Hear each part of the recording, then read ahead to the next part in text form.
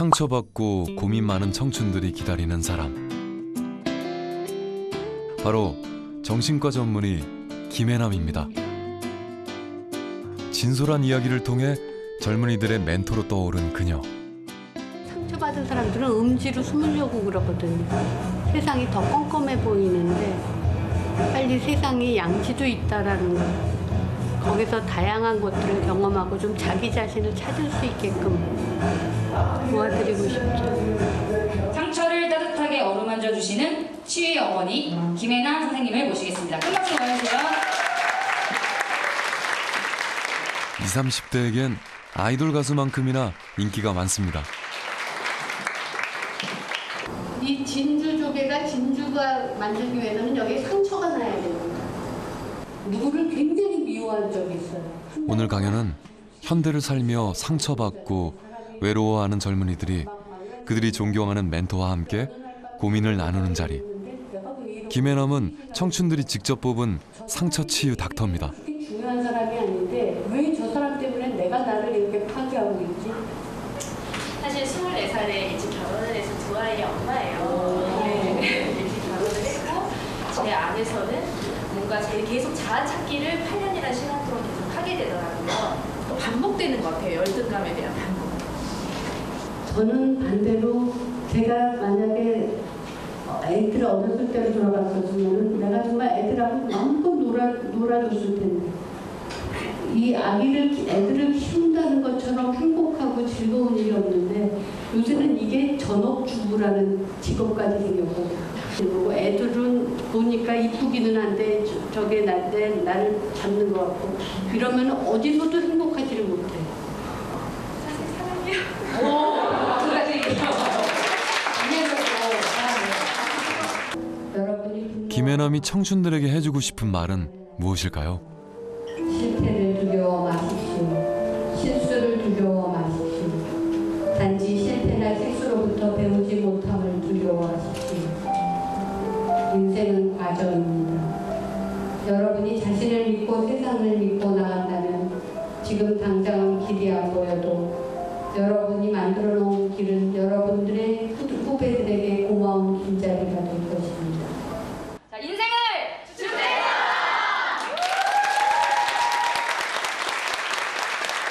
마음 안에서 이렇게 울리는 느낌 있잖아요.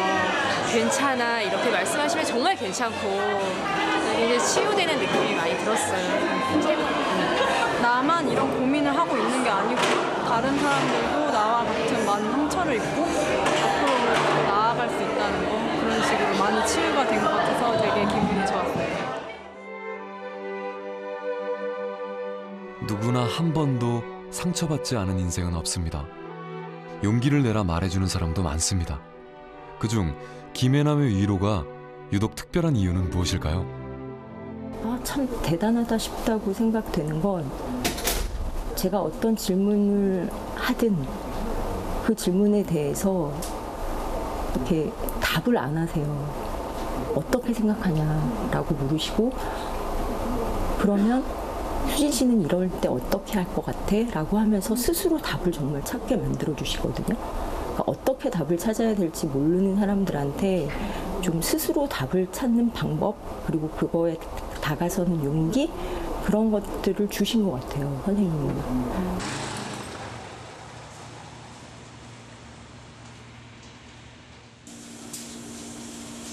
올해 82의 어머니는 여전히 정정하십니다. 아들, 딸 시집장가 다 보내고 오영숙 여사는 혼자 살고 계십니다.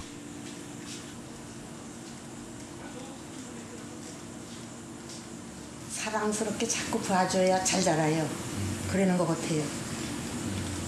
그냥 아무렇게나 그냥 물 가리지 않고 주고 이러면은 그게 안 되고 이 화초도 자꾸 봐주면은 잘 자라는 것 같아.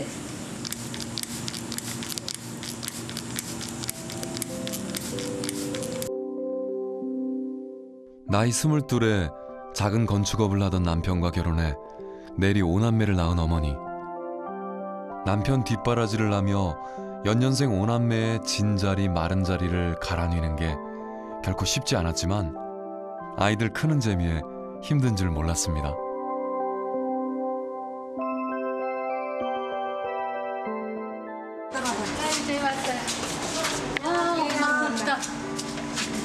셋째 딸 해남과 두 동생이 어머니 집을 찾았습니다.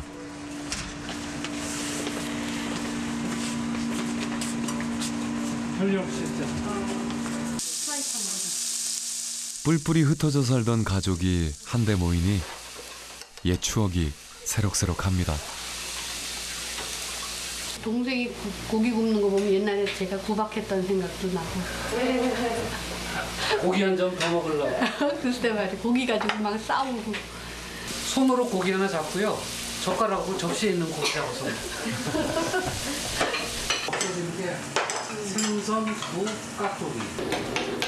천방지축 오남매가 장성한 어른이 됐지만 80이 넘은 어머니는 여전히 자식들을 먹이십니다. 하나만 집어줄라요?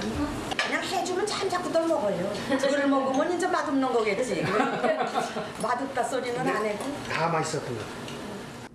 얘 지금 이 사진을 보니까 혜자가 이쁘다. 아이고 엄마 이거 나 이런 사진. 나 이거 상 받은 거 봐야 졸업식 때 하나 둘 셋 넷. 우리 얘도 그렇고 너도 그렇고 졸업식 때 산 거. 아니 어머니 아직까지 걸어놓고 있잖아. 30년. 저거 안 없애는 거예요. 저 시기에. 그 고등학교 졸업하는데 상을 양짝으로 이렇게 들고 들어오면 상 받은 거야? 네, 나한테 응. 1등으로 졸업하면서 받은. 모르겠네. 해남을 비롯해 오남매는 모두 명문대에 진학해 자신들이 원하는 진로를 찾아갔습니다. 엄마 여기 맞다. 아까 그거. 그거에 맞아요. 글쎄. 목도리하고. 대학이 다는 아니지만 그 시절 자식 모두를 최고 명문 학부에 보낸 어머니의 비결은 무엇이었을까요? 애들이 하고 싶다는 건 시켰어요. 절대 믿어야 돼. 내 자식은 내가 믿어야지. 그게 잘하지. 엄마가 잔소리가 너무 심하거나 그냥 사사건건 그냥 아무래도 야단을 치려면 짜증을 내야 야단을 치잖아요. 그런 거를 많이 보이면은 우리 엄마는 밤낮 짜증만 내는 엄마. 그럼 뭐 10마디 해서 한마디 듣겠어요? 안 듣지. 아이들이 하고자 한다면 허리띠를 졸라매서라도 확실히 밀어주셨던 어머니.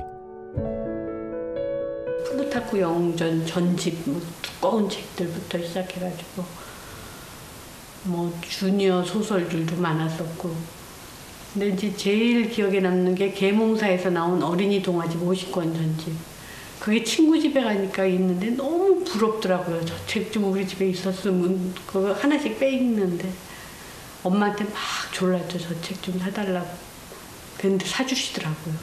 와 이게 웬일이냐. 이게. 책 사달라는 거는 안 했겠어요. 돈 저희들이 읽게 되면 오죽행 그 읽지도 않는 불이 되니까 그건 내가 왜 샀는지 몰라. 그때 돈 60만 원인가 얼마죠. 아이들이 자라면 보상도 확실히 해줬습니다. 책을 빼놓지 않고 잘 읽으면 맛있는 간식을 만들어주며 책 읽는 즐거움을 느끼도록 분위기를 만들어줬던 것입니다.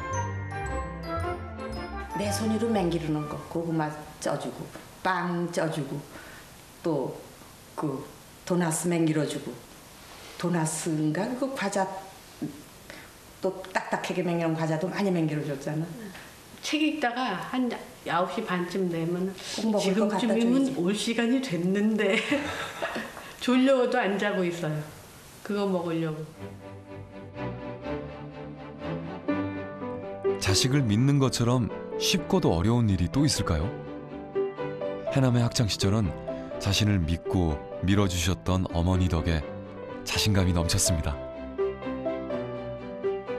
누군가가 자신을 믿어주는 사람이 있으면은 절대로 엇나갈 수가 없어요. 나가다가도 되돌아와요. 그 다음에 자신을 믿어주는 사람이 있으면 자기가 자기를 믿을 수가 있게 돼요. 자기가 자기를 믿을 수가 있게 되면은 어려움이 있어도 헤쳐나갈 수가 있게 돼요. 근데 이게 나 틀릴지도 몰라, 나는 못할지도 몰라 이렇게 항상 자신을 불신하고 그렇게 되면은 뭐 움츠러들게 되고 항상 올바른 것만 하려고 그러다 보니까 나가지도 못하게 돼요. 해남이 의대에 지원할 때였습니다. 여자가 무슨 의대냐며 반대하신 아버지. 당시 여학생들의 꿈은 현모양처가 대부분이라 보수적인 아버지에겐 딸의 전공이 탐탁치 않았습니다. 그때 고지식한 아버지를 설득해준 이가 바로 어머니.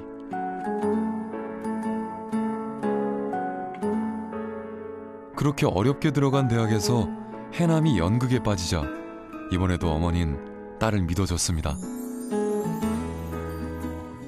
엄마 나 연극하고 다니는데 아버지한테는 토플학원 다닌다고 그래요. 그럼 우리 엄마는 그래. 저 아버지하고는 말렸었죠. 그게 연극이 되느냐고 연극이 뭐냐고. 그래서 아마 그거를 해서 제가 사이코 드라마 그런 거를 했던 것 같아요. 그러니까 경험은 학교 다닐 때 그저 이것저것 다 해보는 게 좋은 것 같아. 기침 심해지신 것 같은데. 어머니의 소신은 틀리지 않았습니다. 해남의 무대 경험은 훗날 정신과 의사가 돼 치료 기법 중 하나인 사이코 드라마를 할 때 큰 도움이 됐습니다. 언어에는 한계가 있잖아요. 언어에 제한이 있고. 이건 표현하고 싶을 때 말로는 어떻게 할 수가 없다. 이럴 때 이제 우리가 행동으로 표현하는데 그런 부분에 탁월한 거죠. 그러니까 환자들이 너무 좋아하는 거지. 자기 마음을 너무 잘 알아주고 또 알아주기 때문에 남한테 문을 닫고 표현을 안 했던 걸 김혜남 선생한테서 표현을 하는 거예요. 사람이 사람을 믿어줄 때 얼마나 큰 위로와 용기를 받게 되는지 누구보다 잘 아는 김혜남. 어머니의 가르침은 지금껏 딸의 지표가 됐습니다. 환자를 치료할 때도 믿어줍니다.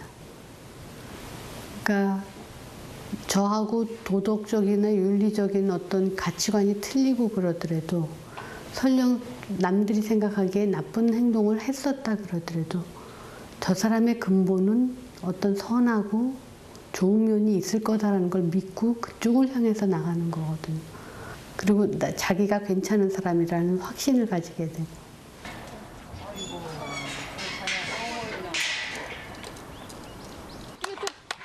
2년 전 김혜남은 마당 넓은 집으로 이사를 했습니다. 둥글어. 아이 잘하네. 아이 잘하네. 박수. 인간은 이기적이어서 자기가 좋을 때만 사랑을 주지만 얘네들은 자기가 비가 오나 눈이 오나 아프나 어떡하나 주인을 위해서 사랑을 주는 얘한테 배우죠. 그지? 샤인. 빵냐. 빵냐. 죽었다. 나이 54. 죽었는데 어떻게 먹냐. 훌륭하게 자라준 딸. 그렇게 긁어줘? 에이. 그런 자식이 자랑스러울 법도 하건만 어머니 표정이 그리 밝지만은 않습니다. 이씨. 건강만 해주고 지가 하고 싶은 거 잘하면서 행복하게 살아주는 거지 뭐 바람이. 우선 건강.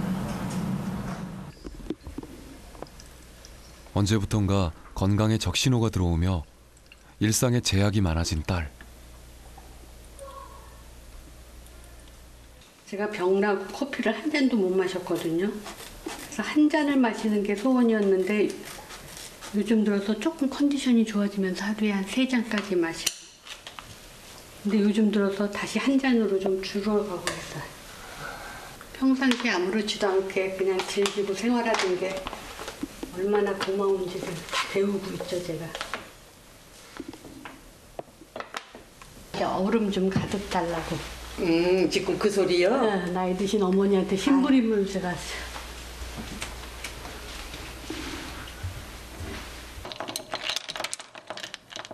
딸은 조금만 피곤해도 집안을 오가기 힘겨워할 정도로 몸 상태가 안 좋아집니다.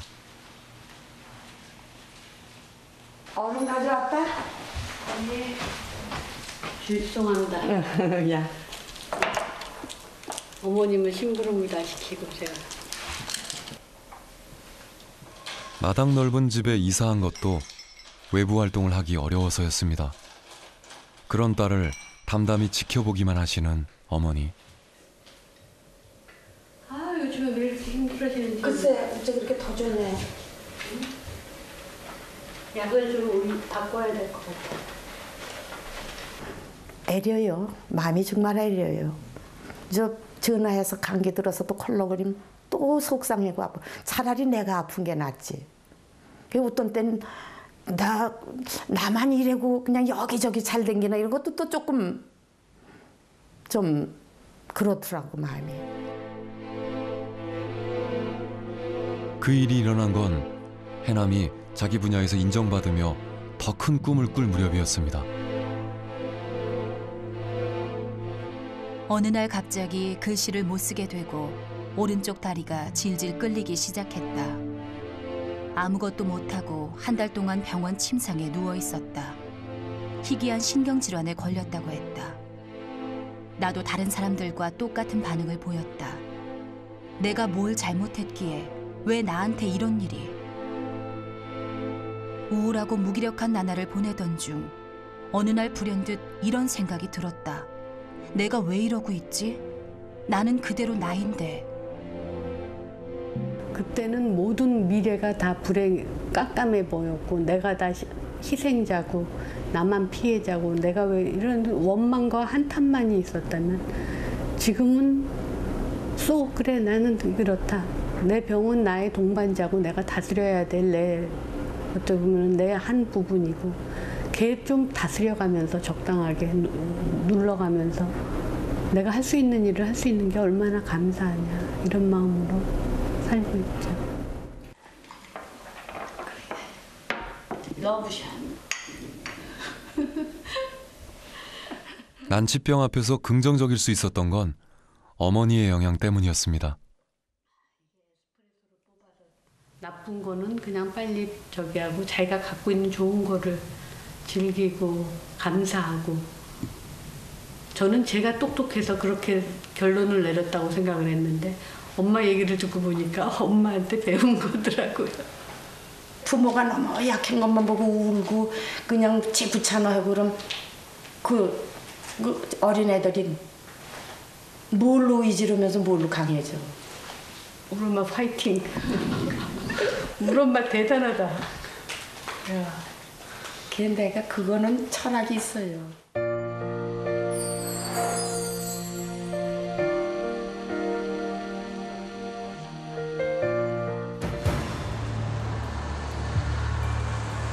해남의 둘째 언니가 막 대학에 합격했을 무렵이었습니다.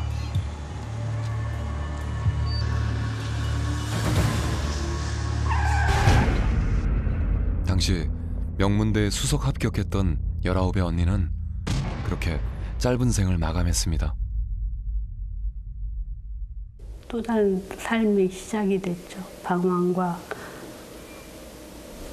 제 고3 생활은 어떻게 보냈는지 몰라요. 저는 항상 그 연습장에다가 나는 두 사람 몫을 살아야 된다. 나마저 쓰러지면 안 된다. 이거 계속 쓰면서 공부를 했거든요. 미쳐나갈 지경이죠 뭐. 생떼 같은 게 알지도 않고 생글생글 웃으면서 다녀오겠습니다 하고 간 게 없어졌으니.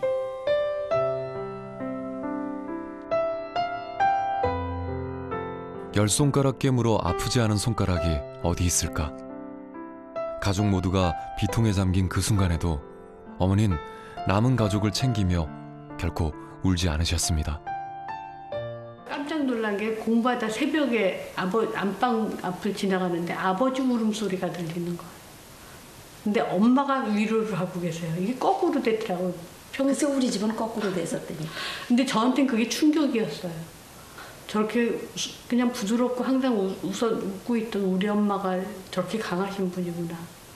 내가 그냥 이렇게 좀 슬퍼하고 울고 그럴 겨를이 없어요. 아버지가 더 야단이라. 강해야 할 분이 더 약하게 야단이니까 내가 강해지지. 하지만 세상 어느 엄마가 자식을 잃고 아무렇지 않을 수 있었을까요? 그러니까 이제 나중에 그 화가 속이로 안참 속으려면 속병이 될 텐데 일이 대상포진이라는 게 아주 했는데 오솔밤만 이래고 앉아. 이걸 못 내려요. 아파서 따갑고 아파서. 병원에 6개월인가 댕기고 그게 나았는데 그 흉이 몇 년이 가요. 그 대상포진이. 그러니까 화가 일이 속으로 났으면 속병이 돼서 더 고생을 했을 텐데 그래도 바깥으로 퍼졌다는 거지. 아버지가 너무 슬퍼하시는 걸 보고 엄마는 저희한테 그런 걸 내색을 안 하셨어요. 근데 뭐 대상포진 생기고 아파하시는 거. 근데 아파하는 것도 저희한테는 아프다는 얘기를 별로 별로 안 몰랐지. 뭐 학교도 댕기고 그러느라고 뭐 그 조그만 애들이 엄마가 어디가 어떻게 아픈지 알겠어요? 모르지. 가족을 지키기 위해 아픔은 참고 밝은 모습만 보이셨던 어머니가 있어 소녀는 아름다운 숙녀가 됐고 사랑의 기쁨을 알게 됐고 행복한 가정을 꾸릴 수 있게 됐습니다. 그리고 자신을 사랑할 줄 아는 사람이 됐습니다. 엄마, 아버지, 형제들과의 관계를 통해서 사실 우리가 세상을 이해하고 자기를 이해하는 법을 배우기 시작을 하는데, 그러니까 이 어렸을 적 이 가족 간에 서로 사랑을 나누고 사랑받고 사랑을 주고 했던 경험들이 나중에 세상에 나왔을 때 세상을 사랑하고 자기를 사랑하고 이런 거에 기초 공사가 된다는 거예요.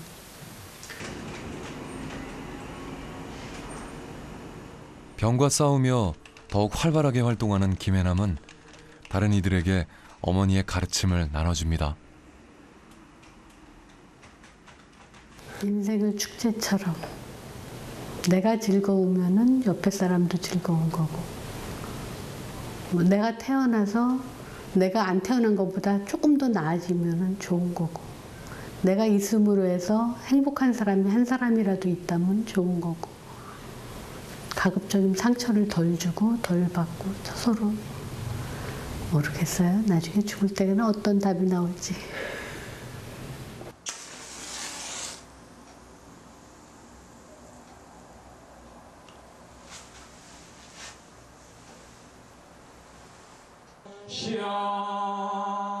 자식 앞에선 아무런 내색이 없으셨던 어머니는 딸을 위해 매일 정성을 다해 기도를 올립니다.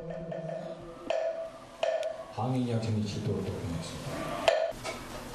짠하죠 뭐. 그러고는 그래도 그 처음에 들었을 때는 너무 그냥 겁이 나고 좀 땅이 그냥 가라앉는 느낌이었었는데, 그래도 지가 그렇게 하고 싶은 거 하고 강의도 많이 나간대고 뭐 이러니까 늘 고마움을 느끼죠. 하여간 난 뵌 게 감사합니다야. 어디 가든지 그냥 감사합니다.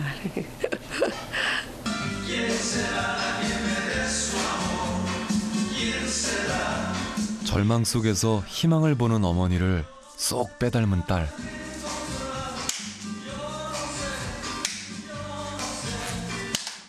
제가 리듬을 몸에서 찾아야 되거든요.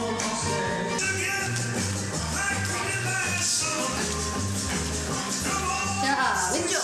자신을 믿어주고 웃는 모습으로 지켜봐주는 어머니가 있기에 김혜남의 인생은 오늘도 축제입니다.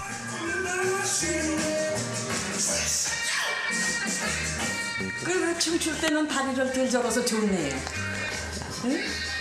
그리고 우리 딸한테 저런 면이 있었나 난 처음이네. 아, 처음 보셨어요? 예, 춤추는 거 처음 봤어요.